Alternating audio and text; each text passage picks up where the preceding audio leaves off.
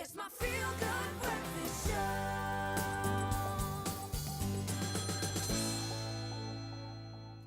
Welcome back to your Feel Good Breakfast Show. This is Expresso only on SABC3. Our culinary hotline is now open. Call us 083 9133 728. If you have a bit of a dilemma in the kitchen regarding maybe a recipe or even a baking recipe, send those questions our way. Call us in, and Katelyn's here. She's going to try and solve your dilemma this morning. We've also asked on Facebook over the past week, what are some of those problems that you are facing in the kitchen? And right now we are going to be answering some of them. Katelyn, are you ready? I am. All right. So firstly, we've got our first question. It comes from Renelle Hum. Okay.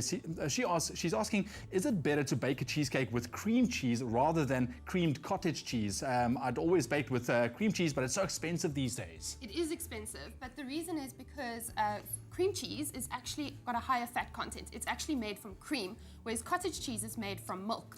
So the fat content actually plays quite a large role in a baked cheesecake. But if you're making a fridge cheesecake, it doesn't actually really make much of a difference. Okay. So, but if you're definitely going for a baked cheesecake, then it's worth spending that extra money just so you don't have a flop on your hands. Because you don't do it every day, I guess, No. All right, cool. Well, Renelle, I hope that answers your question. Then our second question this morning from Moabi Cassie says, I love roasted veggies, especially potatoes, but I never get them right. Tips, please, Katelyn. So my perfect roast potatoes, they're a little bit longer process, but it's so worth it in the end when you get that crunchy exterior and the fluffy middle. So what I do is I peel my potatoes, I parboil them until they're just tender. Then I put the lid on the pot and I fluff them up a bit just so that it gets those edges all fluffy. Okay. Cool them completely. Then you roast them in an oven. You put your baking dish in your oven, preheated with a layer of oil. Pop your potatoes in and then roast them, turning them occasionally. Okay. And it's just that cooling process, sort of dries the starch on the outside, so it really makes them crispy. Nice and crispy. Yeah, that's what we're looking for with roast key, veggies. yeah. All right, Moabi, I hope that answers your question there this morning. Then we have a third question, this time from Nicole Pillay. And Nicole says, I made some cream cheese frosting and it became very weak. Can you tell me what I did wrong? The cream cheese again. The cream cheese again. It seems like there's a thing about cream cheese nowadays.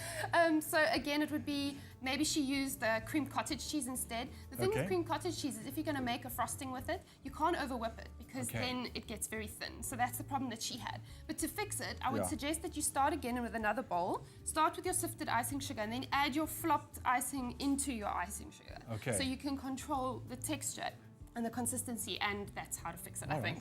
Okay, cool. Well, Katelyn, we have someone on the line, Natalie, this morning. Natalie, are you there? All right, Natalie, well, she phoned in and her question was, how do you go about freezing bananas? Freezing bananas, you literally just stick them in the freezer. In the peel, you don't have to peel them? Well, nothing? if you're making a smoothie, then you can portion them, you can peel them, cut them into bits, put them into a Ziploc bag and stick them in the freezer, and then you can just take out whatever you need for a smoothie. But it's a secret is if you've got unripe bananas and you freeze them just whole in the skin till they go black, it actually makes them sweet and ripe, and it's perfect for banana bread. I'm going to go try that one out. It's actually a great tip. Awesome, Natalie, great question. Thank you very much. And then we have our final question here for this morning from Leigh-anne. It says, hi, every time I try and make yellow butter icing, I use yellow coloring, but it comes out a mustard color. How do I get it a bright banana yellow color? Yeah, you want it like nice and bright and vibrant. I'd say definitely invest in buying gel food coloring from a baking supply shop rather than just the normal sort of liquid coloring that you get in the shops.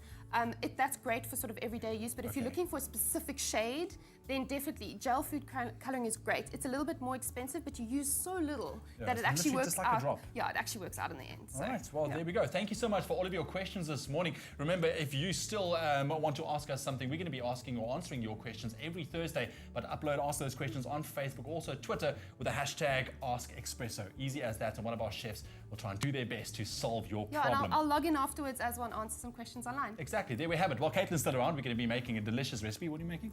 Condensed milk tipsy puddings. Sounds amazing. Stick around for that. Right now, here's Graham.